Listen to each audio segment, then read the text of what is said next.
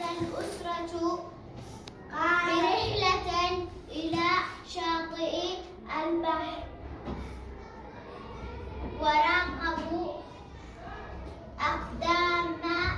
قدوم